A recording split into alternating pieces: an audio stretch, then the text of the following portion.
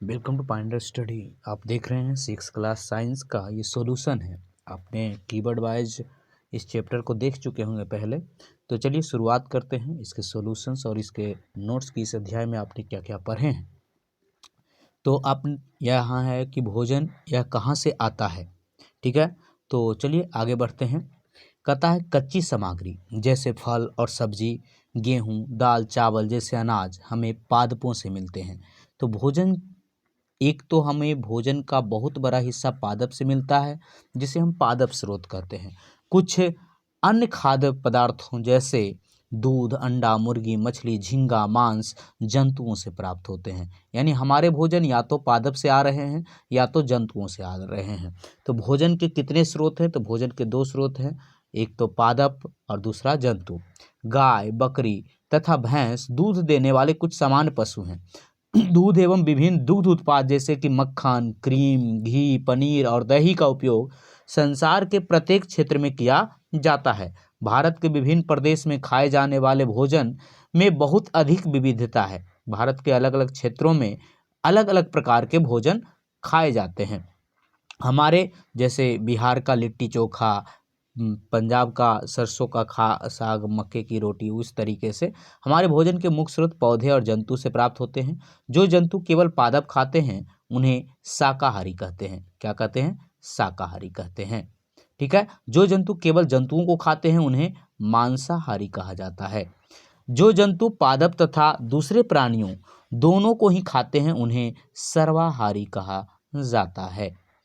किसी भी खाद्य सामग्री को मिलाए जाने वाले सामग्रियों को संगठक कहते हैं।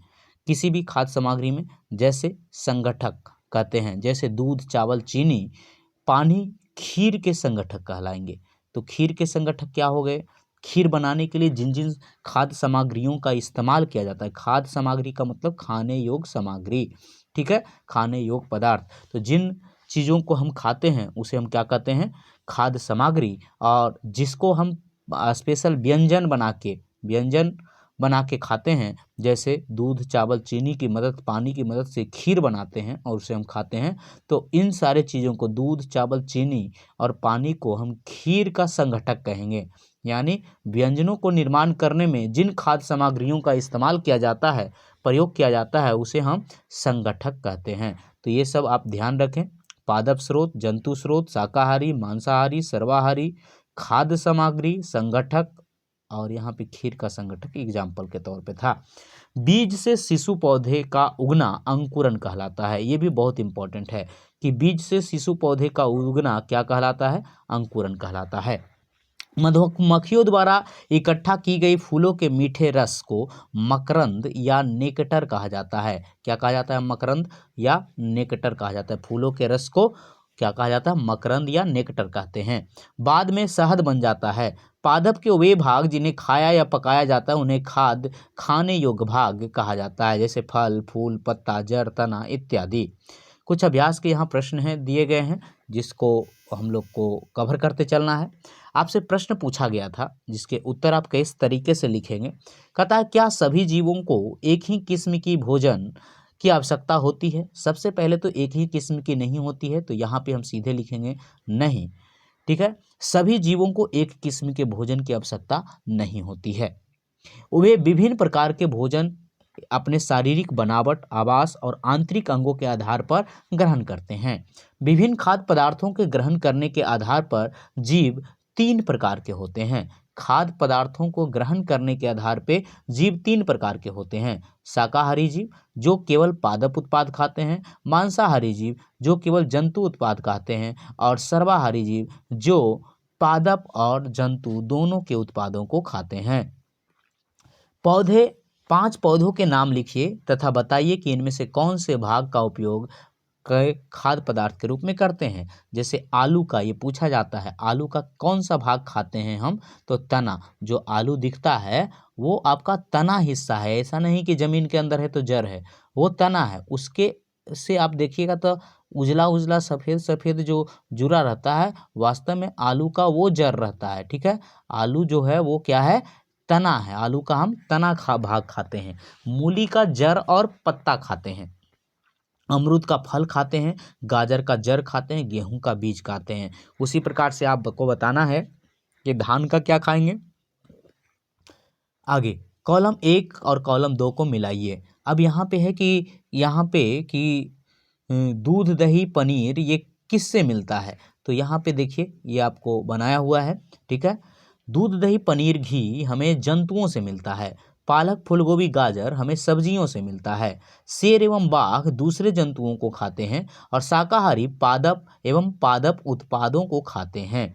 आगे यहाँ पे है कि यहाँ कौन सा खाली स्थान में भरा जाएगा। बाघ एक मांसाहारी है क्योंकि यह केवल मांस खाता है, तो यहाँ पे मांसाहारी भराएगा, ठीक है।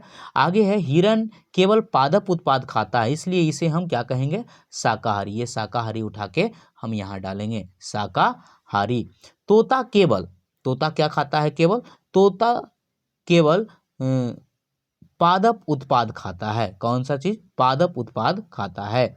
जो हम पीते हैं, जैसे जो दूध हम पीते हैं वो प्रायः गाय भैंस बकरी से प्राप्त होता है, इसीलिए यह जंतु उत्पाद है। इसका मतलब दूध क्या जंतु उत्पाद को हम मांसाहारी की श्रेणी में रखेंगे। हमें चीनी जो मिलता है वो कहाँ से मिलता है, गन्ने से मिलता है। तो ये आप समझ गए होंगे कि कहाँ पे क्या भराएगा, और उसके हिसाब से यहाँ पे आपका कुछ अतिरिक्त प्रश्न जो परीक्षाओं में पूछे जाते हैं, जैसे खाद्य पदार्थों के 2 मुख्य स्रोतों के नाम बताइए। तो पादप स्रोत जैसे साग हो गया, फल हो गया, फूल हो गया। जंतु स्रोत दूध मक्खन ये सारी चीज। आगे पादपों के से प्राप्त खाद्य पदार्थों का नाम लिखिए। सभी अनाज गेहूं चावल मटर फल और सब्जियां हमें पादपों से प्राप्त होते हैं। जंतुओं से प्राप्त खाद्य पदार्थों का नाम लिखिए। तो अंडा दूध मांस चिकन मछली और पोर्क बोलते हैं, सूअर के मीट को पोर्क बोला जाता है। आपको बताना है कि गाय के मीट को क्या बोला जाता है, ठीक है। आगे संगठक क्या होते हैं।